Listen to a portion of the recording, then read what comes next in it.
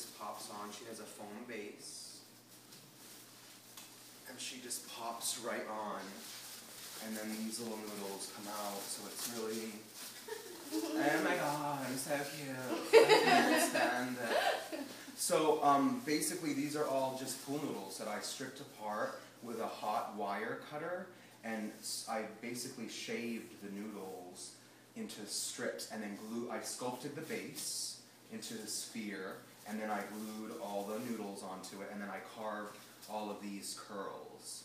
So it's pretty inexpensive. How long does that take you to make? It'll take quite a while. I mean, cutting all of these takes the most time because I want them to look. My very first ones I just scrapped because it's like the quality, I want them to be really, you know, almost perfectly symmetrical the whole way down. And I just cut this by hand, so it's like easy to slip up and whatever, but it'll take quite a while. This wig is just 3 of the same color wig, 3 purple wigs, and it's using the same concept as the other one. There's actually pieces of foam under this one. This is one wig. This is another wig there. There's foam in that. And then the base wig is the same color. Same concept, safety pin on the inside. We added a little flower. Sometimes it falls out. That's all right. And that's 3 wigs. This wig is... But 3 wigs look so much bigger, you know. Yeah, it has way more body. But when we purchased the wig, the one thing about these wigs is that they did not look like this out of the bag. I teased the fuck out of the base of the wig to give it body, and this one really was tiny flat. It's by Manic Panic, who does a lot of fun hair colors and makeup and whatnot, and this was a really flat wig. You can actually see where one of the wigs, the base is right here. The other one is where the flower is. And the third is the actual one that he wears, and there's 2 pieces of foam. But yeah, it's quite a bit of body, and those wigs are $40 each, so that can add up, but it doesn't have to. This is a wig I made years ago.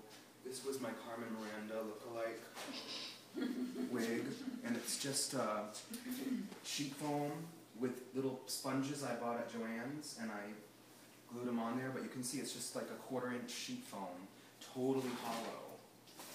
So, to start with that, cut the brim off, and then you can hot glue anything on top. Some people, for a wider span of hair, will use a sun hat and kind of pull it up, and you can get different shapes and then cover it in hair.